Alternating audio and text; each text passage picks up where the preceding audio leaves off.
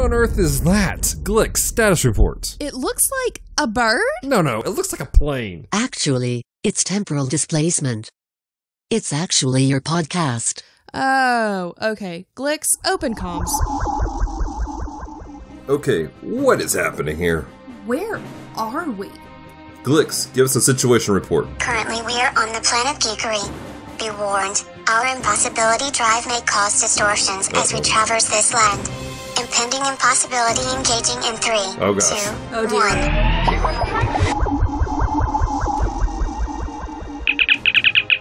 Comms are now open to devoted geeks. Attention crew, after analyzing the next sector of the Superman district, I recommend pulling in another person to help us navigate. Sweet. Well, while Glicks and I fire up the impossibility drive, Celeste, why don't you welcome everyone? Hello, devoted geeks, and welcome to episode 60 of Comm Talk, the podcast extension of Geek Devotions, the YouTube show from devoted geeks that are devoted to letting people know that they are loved. I am Celeste, and with me is... Dallas. As you guys listen to this podcast, please, interact with us. Send us your thoughts on what we are saying via Facebook, Instagram, Twitter. You can find us simply by looking up Geek Devotions. Also, do us a favor, leave a review on Apple Podcasts. Leave a comment there and interact with us because it helps us to get found. Apparently, if you don't comment on your favorite podcast, it gets shut down. So that's not good. It's not that it's shut down, it just gets hidden. Yeah.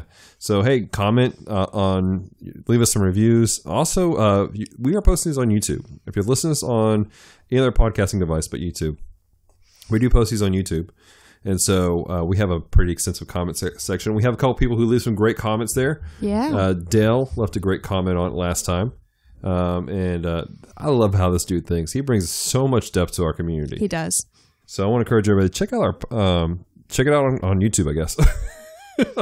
I'm sending everybody off the platform here.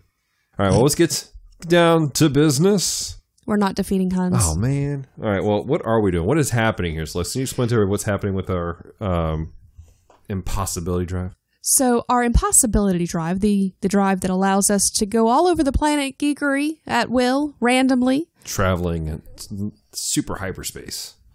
Otherwise known as lack of focus. Yeah.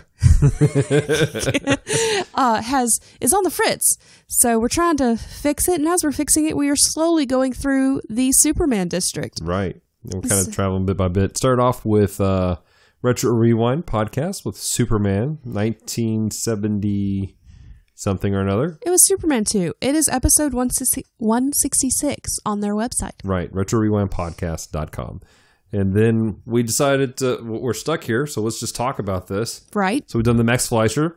Yep. We like the Max Fleischer. We did the 1948 serial. We did do that one. I liked that one. It was pretty good. Mm-hmm. I preferred the Max Fleischer to those, but still. We did the Adventures of Superman. With Josh Berkey. With Josh Berkey. Of Victims and Villains. Right, which was actually my first Superman, actually. Oh. That's right. We talked about that. Mm-hmm. We did the New Adventures of Superman.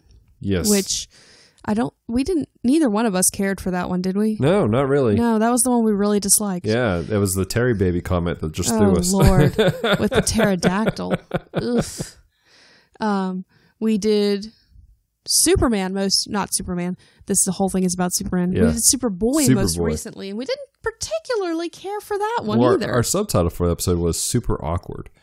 Yes. Yes, it was. All right. So that's leading us today. So hopefully everything should be... Oh, wait. I hear something. Attention. Our impossibility drive appears to be pulling in Bobby Sisemore, also known as... My dad! Wow. Ooh, what am I doing here? Hi. Hey, welcome to the Planet Geekery. Hey. Ladies and gentlemen, please welcome Mr. Bobby Sisemore, otherwise known as Celeste's dad. How's it going? Going all right. Welcome to the show, man. Thank you. Our impossibility drive has pulled you in. It's identified you as a grade A geek who knows what they're talking about. I'm assuming that's true. Oh, yeah. Do you have a lot of experience with Superman? Oh, yeah. I grew up on the George Reeves show when I was a kid. I still think he was the best Clark Kent ever. I agree. Not necessarily Superman. I watched all the various cartoons, the George Reeves films, Christopher Reeve films. Mm-hmm. Superboy, I agree with their assessment there. Lois and Clark, Smallville, Superman Returns, Man of Steel, right? Krypton. Right. So what's your favorite Superman so far, like of all time? As Superman himself, I like Christopher Reeve. Okay. Like I said, George Reeves to me was the best Clark Kent. He just looked better in the suit with the hat and acted more like a dedicated reporter. Right. I can see that. Well, let's find out where we are right now. Glix, what do you have in store for us? We are about to continue on to Sector 8 of the Superman District. This is 1993's Lois and Clark, The New Adventures of Superman. To navigate through here, we will need to discuss our likes and dislikes of this series, our opinions of Superman and Lois Lane, and our thoughts on the execution of this series. Awesome. Well, let's do this. Let's dive into this. First up on the docket, what did we like about Lois and Clark? Now, we do have a disclaimer here. We're pretty confident we've all watched them all the way through. At some point. But in preparation for this, we've only watched the first 5 episodes. Yes. So we're basing this off the first 5, but we all have knowledge about the greater spans of the series. So some of that may come out in our conversations. You guys are listening to this, but work with us here. So let's get into this. What do you guys? We'll start with you, Bob, since you're new. What's not your first time on the show? You've been with us before. You talked about Star Trek with Celeste a while back. Yes, I did. But what's one of your favorite things about Lois and Clark? One of my favorite things about it is the chemistry between Dean Cain and Terry Hatcher. I thought they made a cute couple. There's a lot of humor to their relationship, but it's more romantic than, to me, just about any other interpretation I've seen of Superman and Lois Lane. I really see that too. Like it really was. We were talking about when we were watching it. Yeah. It seems like this is more of a real. Like these are real people to us. It seems like they're really focused. It seems like this is the first series where they really focused on the individuals rather than Superman. Yeah, more of the Clark than Superman. Right. And I read something somewhere that said that the series was loosely based off of kind of a reboot that had just happened in the comics where they really did kind of focus on Clark Kent being who he really was and Superman being the alter ego, whereas prior it was Superman and Clark Kent was the alter ego. Right. Basically, it goes with John Byrne's rewrite in the comics, where he ditched the Clark Kent pretending to be a coward and a klutz, which I thought was long overdue. That shtick had been running the ground long before. And at first, Lois didn't like Clark because of rivalry on the paper. And then as they got closer in the comics, then this series came along and just kind of followed suit with them being attracted to each other. And at first, Lois not really interested in a serious relationship, but it builds toward that. So I really enjoyed, they kind of hint at that in one of the episodes that we were watching. Like you can tell she's starting to warm up to him. She's starting to like him. I think it was the last one we watched where Perry White was making them partners on a story. He really earned her trust in that storyline. And so you can kind of see where she's like, okay, he's not so bad. Yeah. He can stay around. Absolutely. So I'm kind of excited about the fact that we have you here, Bob, because I'm a big comic book geek. Celeste is really getting into comics this last couple of years, especially thanks to Marvel Universe and DC Universe, which, by the way, is sponsored by our friends over at our devoted Patreons. They helped us take care of that expense so we can bring you content like what we're listening to today. This entire series of Superman is brought to you by our devoted Patreon geeks. If you want to be one, patreon.com/Geek Devotions for more information about doing that. Shameless plug. Didn't mean to do that there. But it fit. It did fit. But you actually grew up with a lot of this as a kid reading it, and you're far more knowledgeable about the comic world than I am on all this. Yeah, I started reading comics when I was 5. This was 1961, the year when the Fantastic Four launched the Marvel Universe. Yeah. And, of course, DC was in the middle of their Silver Age period, and I just kind of grew up reading all of it. And it's interesting, one of the things that really formed how I process a lot of this stuff was I read the first Justice League Justice Society team up when I was like 7, and the idea of multiple worlds just made sense to me in the story. And since then, that's because I grasped it so young. I don't have any problems with processing these whole universe things that the comics and Star Trek and other things have built. So basically, your mind was formed at an early age for interdimensional travel. Pretty much. All right. Well, Celeste, what's something you liked about the series? I really enjoyed Lois Lane. Yeah. Like I know I'm kind of jumping subjects here real quick, but no, go for it. But I enjoy the way that Terry plays her. Like, it's just, she does a good job of showing that Lois is a strong and independent woman, but she's also has moments where she's crying into her ice cream. Right. I mean, she's not... She's got that balance. She has a good balance of the sides of her, of the differences. And, she's very relatable. Now, some of it could be nostalgia. Some of it could simply be that I think you and I, my dad and I, watched all of these, first 2 seasons on VHS several years ago. Several. Yeah, and another thing I liked about Terry Hatcher is something that the comics had lost for a while, but then John Byrne brought back. In the early Superman comics, Lois Lane was a daredevil. She would do anything to get the story, which is why Superman was constantly having to rescue her, because she was fearless. Yeah. And they kind of got away from that in the comics for years. And Byrne brought it back. And Terry Hatcher incorporated that into her interpretation of Lois. She would do whatever it took to get the story. Right. I think my favorite part was we watched 2 episodes last night, and one of the episodes, she and another character got locked into a bank vault, and she had, before they'd said it, she had said something about my middle name is Trouble, or danger is my job. Oh, danger is my job. And then after she's locked in, she's like leaning against the wall going, danger is my job? Really? Why did I say that? So it's just, again, it kind of, she puts on this brave face, but really she's just like everybody else. She has her fears, she has her stuff, but because she has that other side of her that's a little bit more vulnerable, she's more relatable. Yeah, absolutely. I can agree with that. And we talked about that with her character. When you and I first started watching it, we struggled with trying to decipher if we were drawn into it because we thought it was great writing, or if it was nostalgia reasons and stuff like that. So we were really trying to figure everything out.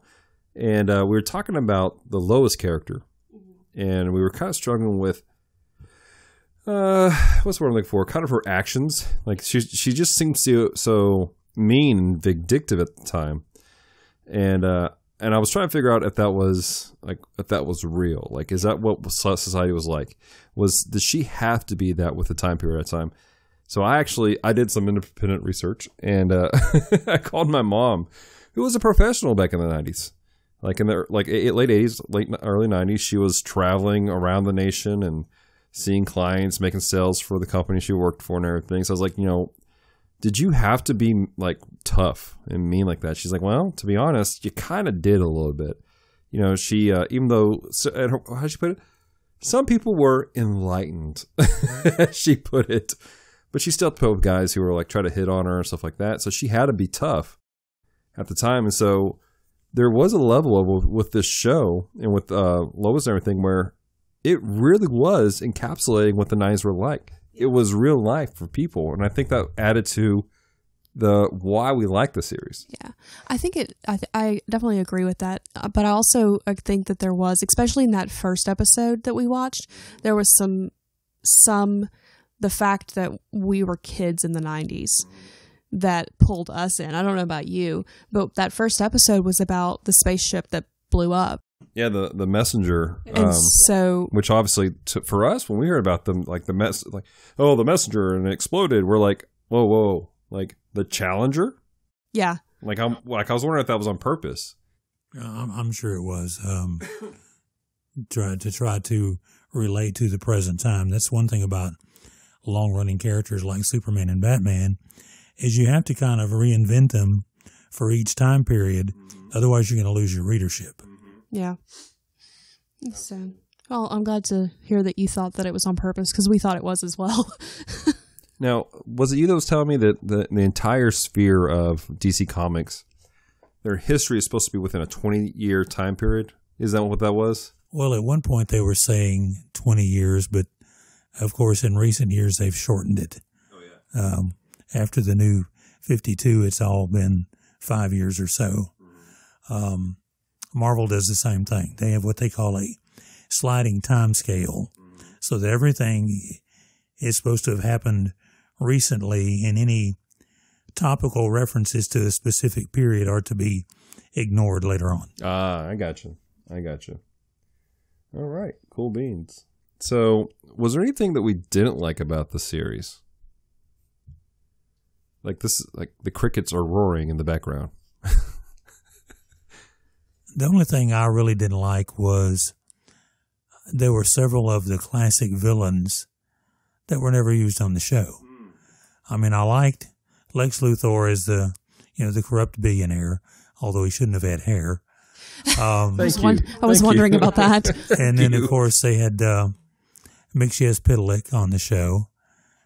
Which I was surprised they brought him in. Like again, that wasn't what we saw, but I was surprised they brought him in later seasons. Like after I read the comics, I remember him, that character. I'm like, that's a hard character to do for a series. I was surprised they did that. Is he the one that causes chaos? Yeah, you have to say his name backwards. It's like your flipperty-gibbet. Right. Later on, when Byrne updated it, he changed the thing about him having to say his name backwards. Basically, when he first appears after the John Byrne's reboot, he gave that as a rule to make him go home. But then the next time he appeared, he picked something else. Oh. So that's no longer a thing, which is fine because that's another shtick that had been way overdone and gotten just absurd. I mean, how do you get somebody to say "glyptopazixum"? I mean, it's just. And yes, I know. Well done. Well, most people can't pronounce it. I've just taught myself over the years. That is the supercalifragilisticexpialidocious, or the Raxacoricophalopatorius of the DC universe. I'm not even going to try. Just not even going to try. Those are the only two I know. Actually, they changed the spelling over the years. In the 40s, it was Mixias Tipalik, and in the 50s, it became Mixias Pitalik, and it remained that ever since. Somebody made a mess up, and nobody caught it until it was already published. And they're like, well, we got to go with it. Well, the whole idea of the character cracks me up. There was a comic strip back then called Little Abner, and it was a guy named Joe Buffspudaluk who had such bad luck that he would blackmail businesses. They would pay him not to show up because things would happen. In one strip, he shows up at a department store, and a giant octopus comes out of the sewer and pulls the building into the sewer. What? And so they decided to take his name and mix it with the kind of antics that Bugs Bunny pulled on people, and that's the origin of the character. Oh my gosh. Oh my gosh. That's funny. That's funny stuff. So yeah, I could definitely, one thing you mentioned, one of your dislikes is that there's a lot of characters that aren't pulled in. That seems to be a problem with the Superman series. Like every rendition of it, you don't have any actual main Superman villains that pop up. You had Lex Luthor in the 60s cartoon series, but there wasn't really anything more than that. They briefly pulled in Brainiac in one of the comics, but it was assumed that you knew who he was. Yeah, you mean in the cartoon series in the 60s. But like the Max Fleischer had nothing to do with any of the existing world. After the first 9 episodes, it became more political run than anything else. The 50s serial, or the 40s serial, had nothing. The 50s with George Reeves, I don't remember any mainline heroes or villains. They weren't any on the George Reeves show. The second serial in 1950, Atom Man versus Superman, has Lex Luthor in it.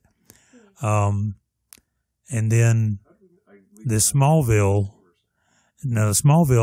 played around with Lex and Brainiac and some of the Kryptonian villains. But that's for another podcast. True. We're not there yet, Bob. now, the Toy Man did appear in the Lois and Clark. Strangely enough, Toyman is played by Sherman Hemsley, with the lady that played Wheezy on The Jeffersons with him as his girlfriend on the show. Really? And he's not entirely a villain, but there's several others that just don't appear on the show. Right. Interesting. I think it's kind of daunting for writers to pull in some of the more unknown DC villains unless they're desperate. Like, Lex is an easy person to write. Right. He has a certain motive. You just have to kind of figure out what he's doing next. So you have to make him look smart and make him somebody that you would believe that nobody else really thought he was evil. This is true. Because that's the thing is, it's known he's a known criminal, but at the same time, it's like he can get away with it. Not just because he's got money, but because people don't say, like, for what? At one point in the comics, he was a daggum president. That's mildly terrifying. Well, that's the thing is when Byrne rewrote it, because before Byrne rewrote Superman, Lex Luthor was a known criminal, period. He was a criminal scientist who hated Superman and wanted to rule the world. When Byrne updated it, he turned him into this corrupt billionaire. But most of the people in Metropolis did not believe he was corrupt. He funded charities. He owned more property than any other one person in the city. And I remember one time, the first time he's publicly accused of being a crook, there were people in Metropolis screaming that was a lie, that he was a saint. Right. So for a long time, most of the public did not know he was a criminal. Well, it's kind of like how to jump sectors, kind of how they played Kingpin in the Netflix Daredevil. And talking about season 1? Yeah, in season 1, nobody really knew that he was the head of everything. He was just this really rich guy that he'd give to charities, he'd do his thing, he'd go to auctions. But, I mean, it's a similar thing of nobody really expected him to be what he was. As opposed to the comics where Wilson Fisk was always known to be a criminal. They just couldn't prove it. As a matter of fact, in Marvel, when they came up with this bill to make all supervillains register, people protested in front of the Fisk building insisting that he register. All right. Well, Celeste, what's something you didn't like about Lois and Clark? At the moment, I don't have any. Like, I just really enjoyed it. Some of it is that I've seen it before.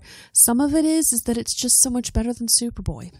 It is hard when you're comparing it to that. Now, and I don't know if I think this was just the version we were watching, but in the first episode, it looked like they had been trying, and I really had to search deep in my mind for this, but it looked like they'd been trying to like remaster it and had not completely finished. And I'm glad you brought that, because that was one of my things I struggled with. You saw a little bit in later episodes, but there were scenes where, a couple times there were scenes where when they were doing like special effects, like Lex had this hologram of the space station he was making, that all of a sudden the grain went really like bad. Like you could tell like it was a lower quality film, and all of a sudden you had this graphic.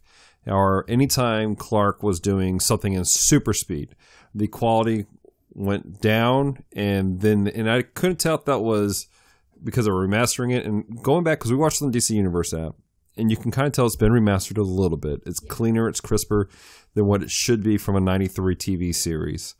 But there were these moments where they would cut over, and it's like, did they just find this? Like, did they miss this little batch of clips, or was this? Like the scene that stands out the most, and because I don't necessarily see film grain like Dallas does, but what stood out to me was they were talking to Perry, yes, and it was going back and forth between Lois and Perry, yes. And Lois was what everything else had been, crisp, clean, clear, and when it went to Perry, it looked like it was like flat, not dynamic, very grainy. It was just yellow. That's how and even the audio was a little off. A little different, yeah. I don't know, like it really tripped me out seeing that happen. Yeah, so that was the scene that made us go, I wonder if they were just remastering this, and they didn't, because everything else could be attributed to, oh, well, that was just a bad spot, because it was always really quick, but that whole scene was back and forth. Yeah, absolutely. Did you notice anything like that when you were watching, like just some moments? How did you watch it?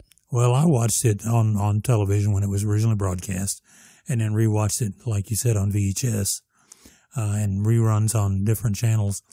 But I never noticed anything like that. So I think you're right in that it was being remastered and just not a well done remastering of it, because I don't remember any real differences in how the film looked, although some of the special effects were obviously low budget. Absolutely. But while they're low budget, you could tell there's a better budget to this than Superboy, which had just ended a year beforehand. The flying scenes were so much better. The flying scenes were astronomically better. So, well, all right. Well, guys, I think we've extended that conversation about as far as we can. Let's get down to like one of the main portions about this is our opinions about Superman and Lois Lane. What did we think about them?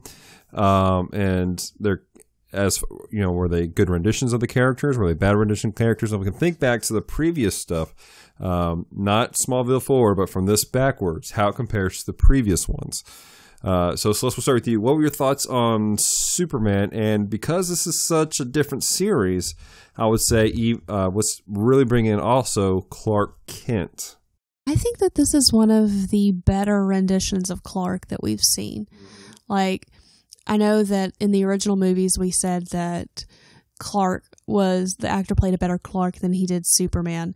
But I think that Dean Cain did a good job of doing both because he kind of played the same character with both. Like, there really wasn't a ton of difference in his confidence or in his voice. It was just, he was who he was. He just took his glasses off. Did you think that was what was happening, Bob? Yeah, to an extent. One of the things I liked about it, George Reeves, while he was not by any means old, always gave me the impression of being in his 40s, even though the actor was younger than that. Dean Cain comes across to me as being a young man in his 20s, both as Superman and Clark. And hey, I agree. A lot of his confidence was the same, whoever he was. One scene I remember is, and I don't remember who the villain was. I think he was a corrupt politician or something. And Clark said something he didn't like, and he put his hand on Clark's arm, says, "You don't know who you're messing with." And Clark looks at him and goes, "Neither do you." Well, and we kind of saw some of that in the episode with the boxers, where the guy was pulling him into the ring, and he was taunting him and calling him weak. And he was like, "Punch me, come on, punch me." He's like, "You really don't want me to do that." Yeah, in this one, because it seems to be so much more focused on Clark Kent than Superman, I feel like in this series we saw him really struggling with the concept of controlling himself more than we have any other rendition at all. And it seems like the other shows that were quick to jump to Superman. They're like, here's your bait. Oh, Superman's off to save the day. End of show. We're done. Whereas this one, I think they tried to sparingly use the Superman. Well, and it could be that they thought that it had been overdone. Because again, Superboy was kind of that way. You really didn't see a ton of Clark. And when you did, it was the bumbling idiot. Rather than, a normal guy who's fairly confident. He's just kind of bland. The episode with the guy who could turn invisible, where at the end of it, Lois goes, "There's no such thing as an invisible man, Clark." And he goes, "Yes, there is." He really feels like he is invisible until he puts on the cape. Yeah, absolutely. So what are your thoughts on this Superman? Oh, like I said, I agree that they spent more time with Clark than they did Superman, which was a nice change of pace for the character. I liked the way that they portrayed Clark's personality. And his relationship with Lois, like I said earlier, was, to me, one of the highlights of the show. Right. And the fact that she would ignore so many clues as to what was going on sometimes was funny to me. I remember she comes in one time to his apartment and is looking in his cabinets in his kitchen, and it's all junk food. It's all candy and chips and Yeah. stuff. She goes, how does he get to be Mr. Hardbody eating this stuff? Yeah, that one was in, I think that was the first episode. He was in an apartment. And so instead of his he was in a hotel type thing instead of his actual like apartment.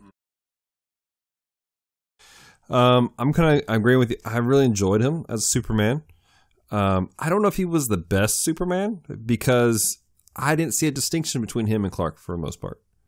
And I feel like that's a quintessential aspect of Superman where there is a difference. I don't buy the whole, oh, he's wearing eyeglasses and it's like telepathy that's making people see something different. I know that's in the comics, but I feel like there has to be action behind him as acting different in both. And so I enjoyed it greatly. I loved his Clark Kent. Like I'm really loving this series so far. But I just don't know if he's the best Superman. I could agree with that because while I think he is the best Clark Kent, like, and again, some of that may be nostalgia because I want to say that I saw Lois and Clark before I saw the original movies, but I lost my train of thought midway through my sentence. Yep, dropped my ticket. But I agree that his Superman is not necessarily the best. So, but still good, just not the best.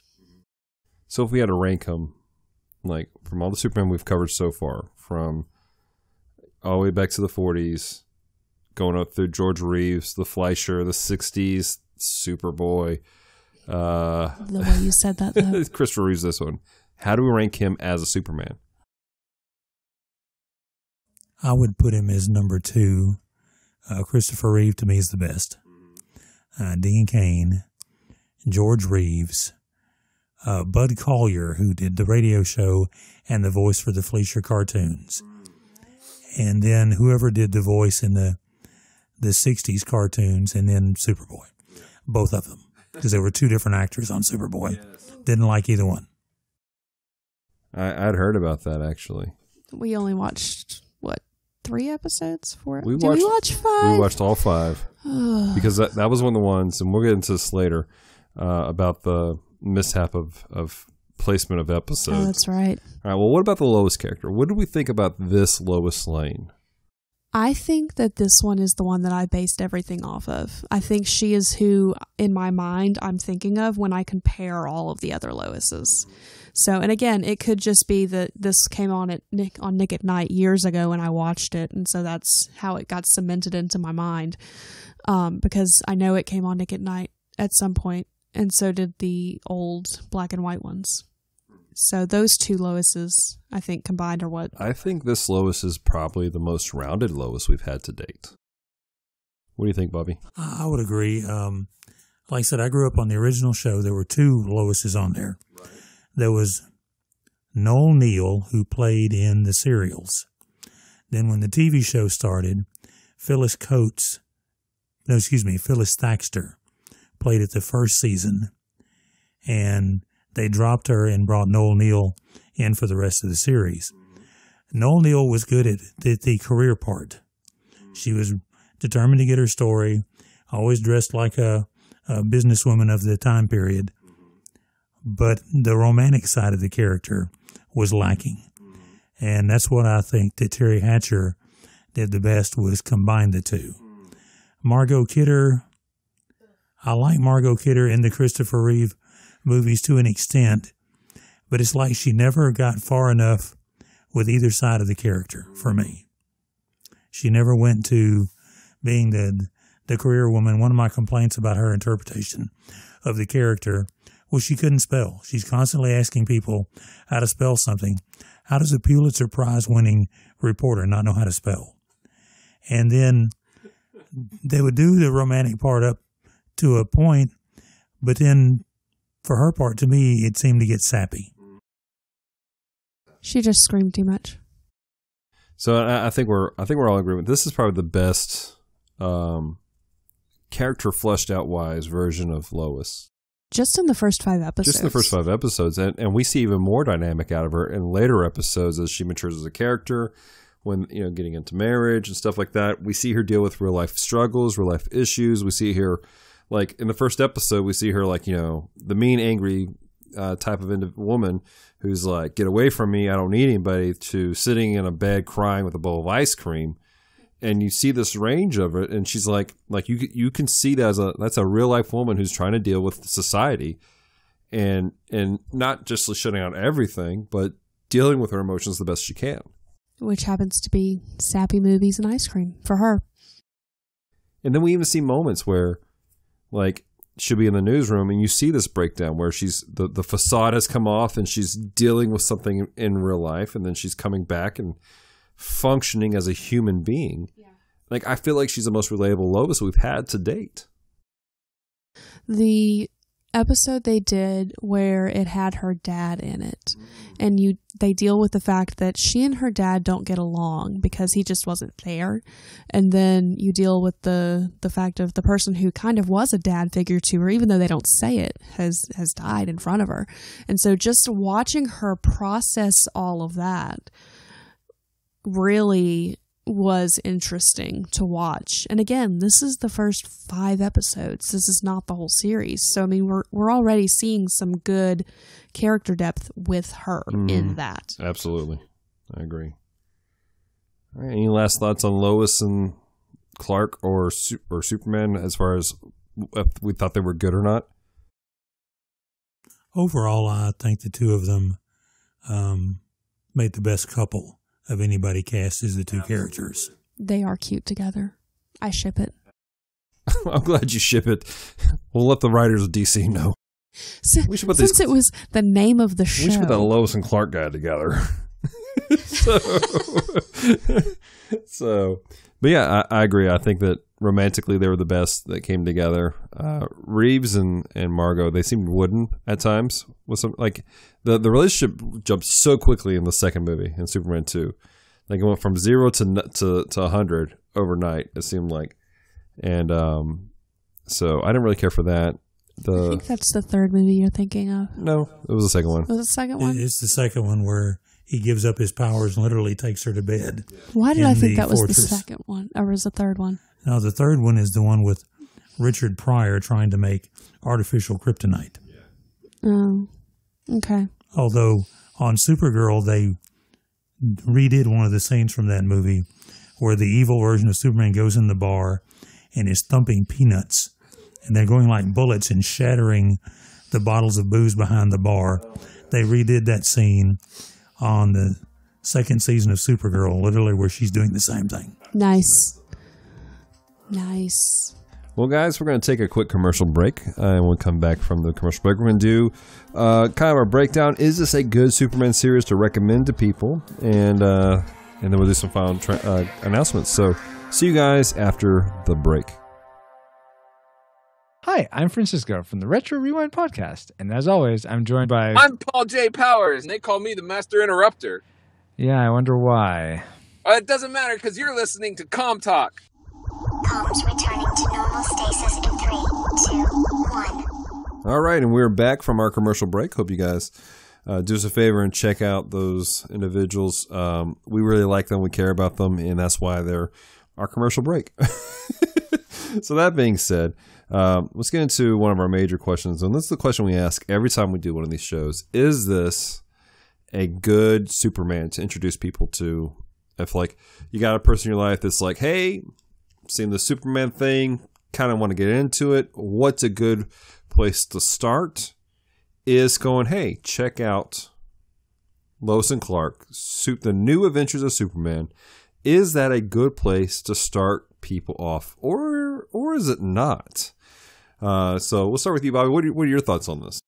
I would say it is, because it introduces a lot of the mainstays of the character. I mean, Superman and Clark, Lois, Jimmy Olsen, Perry White, the Daily Planet, Metropolis, Lex Luthor is his archenemy and the corrupt billionaire, the romance between Lois and Clark. I mean, those are a lot of the main elements of the Superman mythos, so to speak. I like their interpretation of all the characters.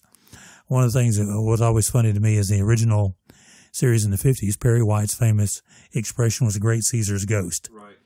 So in the update, he's an Elvis fan, and his big expression is "great shades of Elvis." That's and the at one point, thing. turns out that he is a ordained minister of the Church of Blue Suede Persuasion. Oh my gosh, are you for real?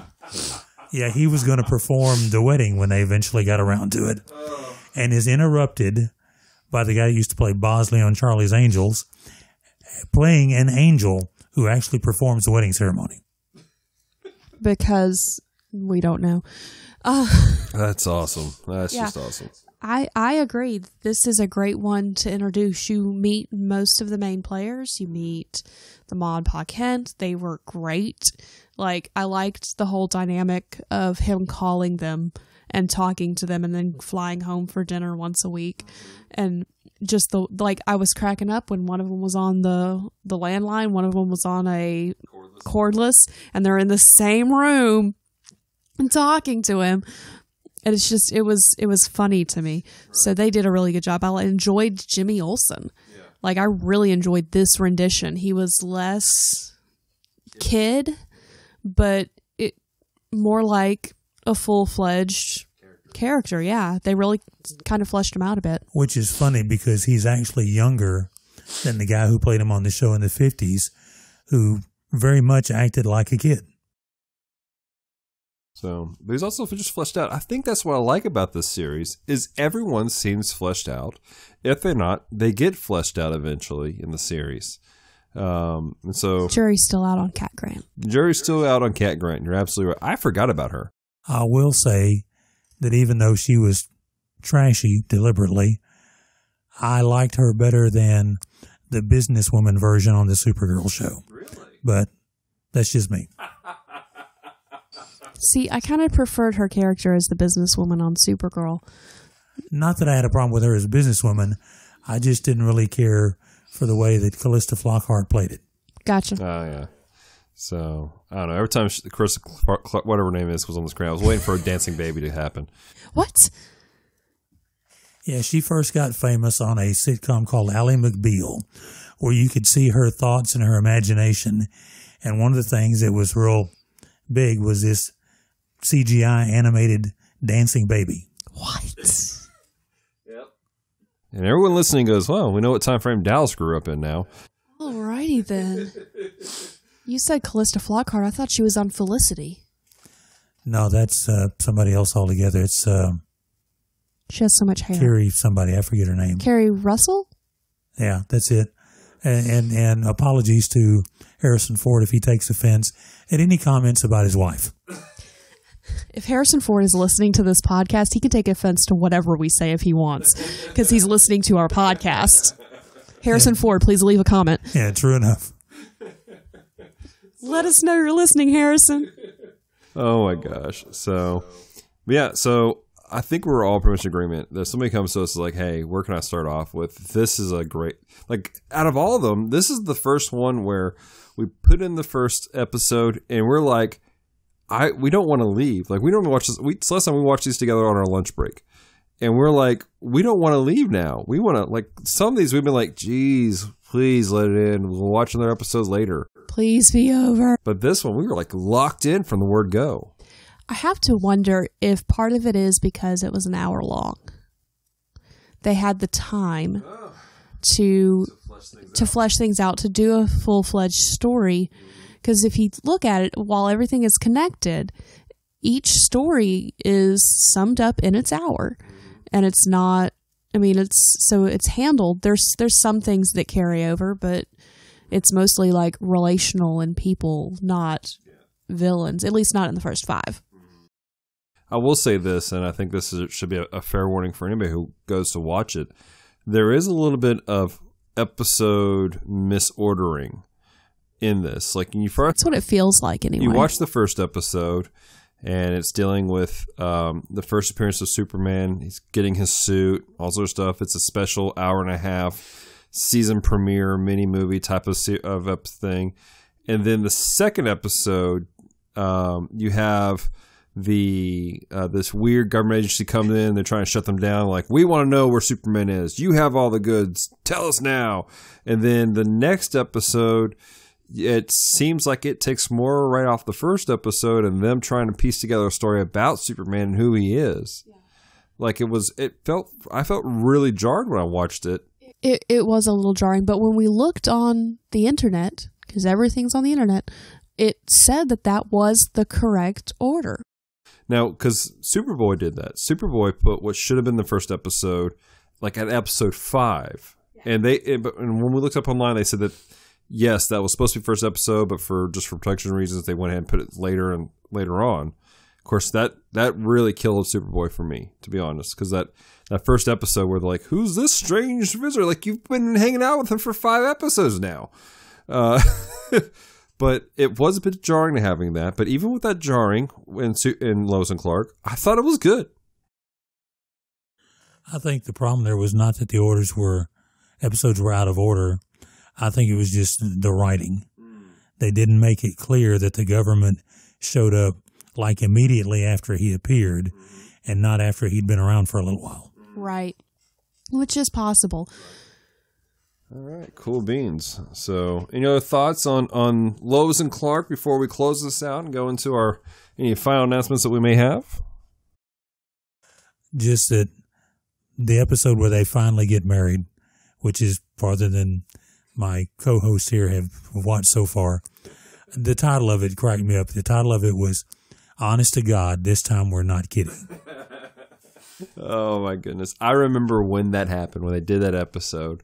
When it first premiered, I remember like we were amped about it. Like my family watched it together as a family, and I think that's what I like about the series is the whole family can watch it.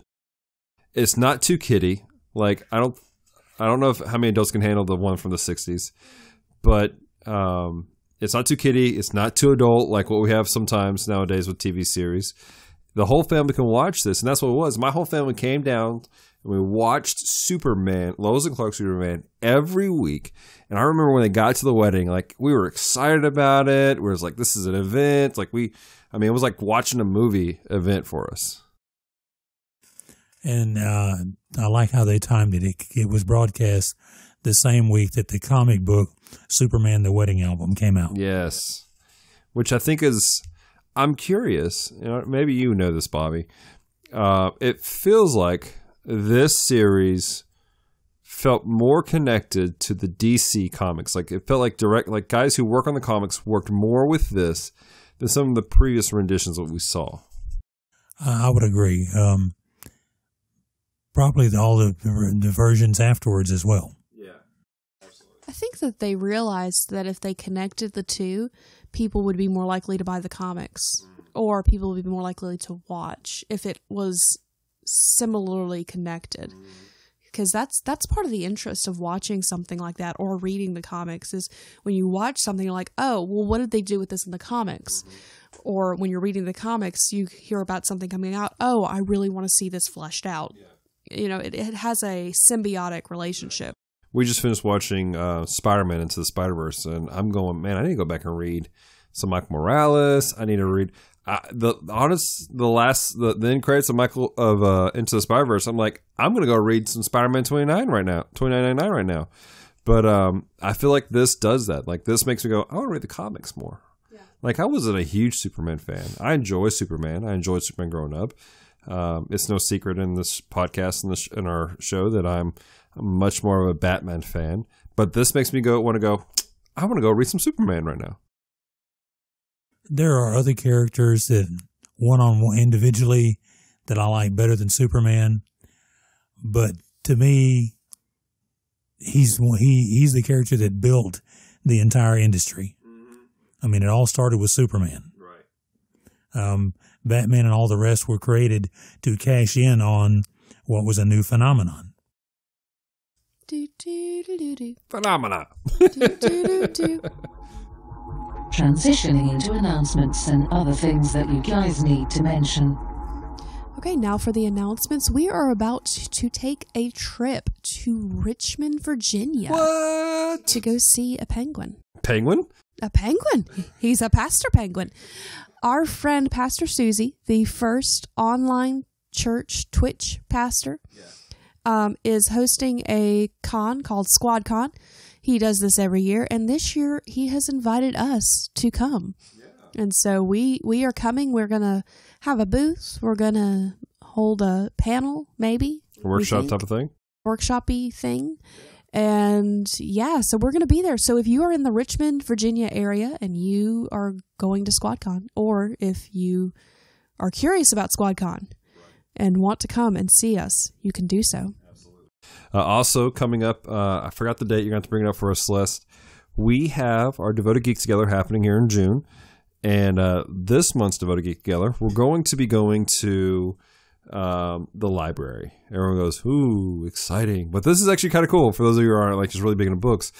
Our local library system is doing all summer long a Star Wars themed escape room. Escape. And we're pretty excited about it. Celeste and I did one several months ago with some friends of ours.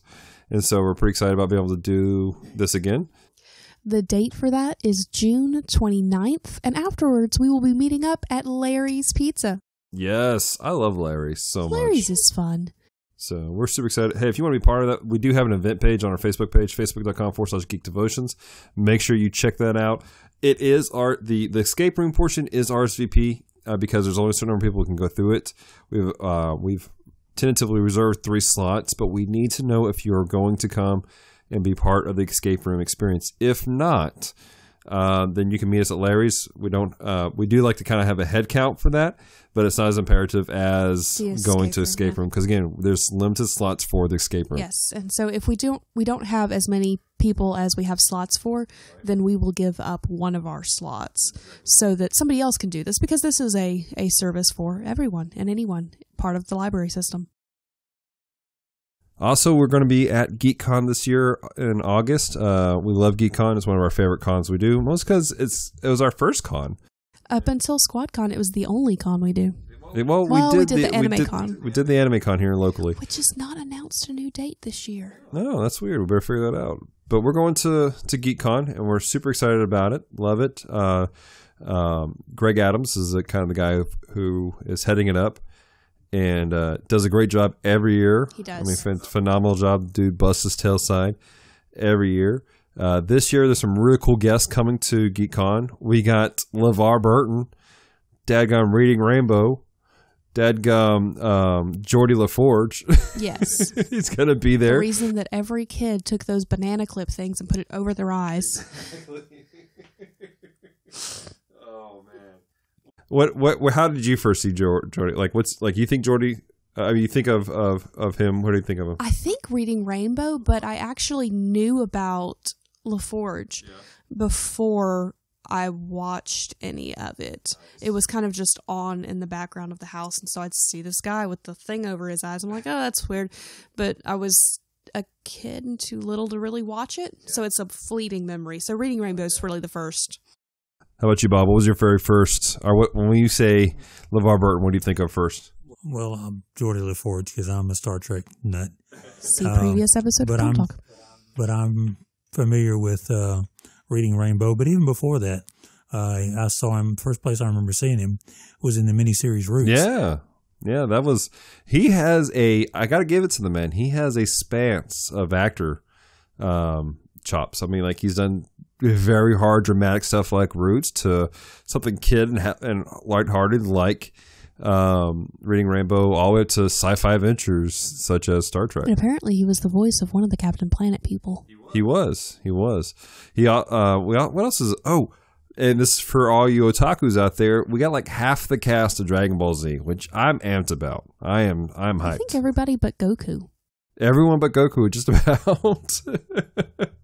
So I'm pretty excited about it. It's going to be a good con. We're going to be there. We're not going to have a booth. No. We don't have anything like that, but we will be there, walking around like we normally do. We will be there all 3 days for it.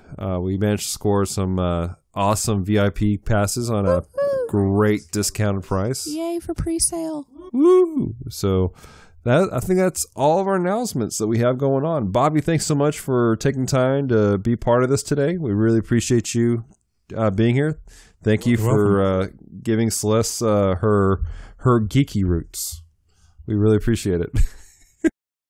Well, it was a lot of fun introducing her to all kinds of things. Oh, I'm sure it was. Poor mama.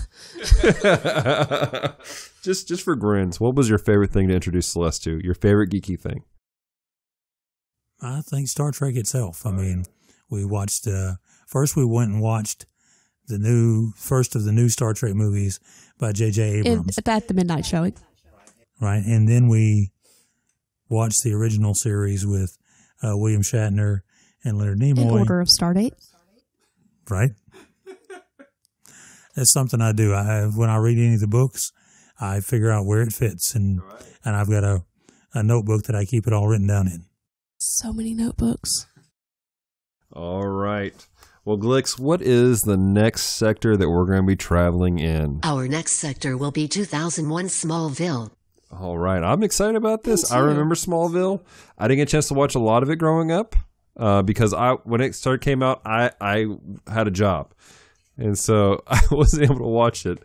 I think I enjoyed this one when it was still on air, and you and I watched the first several seasons together. She's talking to her dad, for those of you who are watching your screen. Yeah, we did. Dallas and I didn't know each other at that point. And it was interesting. They weren't sure it was going to go. And so they put on the first 2-hour episode. Before the episode was off the air, they called up the production company and said, we want the rest of the first season. I just remember we watched maybe the first 2 seasons before I went to college, and we couldn't watch it anymore. So that was the thing we did. We watched it on reruns. Very cool. Well, we're about to watch it again, and we're going to give you guys our opinions on it. Thank you so much for taking the time to listen to Comm Talk today. If you've loved this episode, head on over to Apple Podcasts to subscribe, rate, and leave a review. It is very much appreciated. So until next Sunday, stay devoted. Peace and love.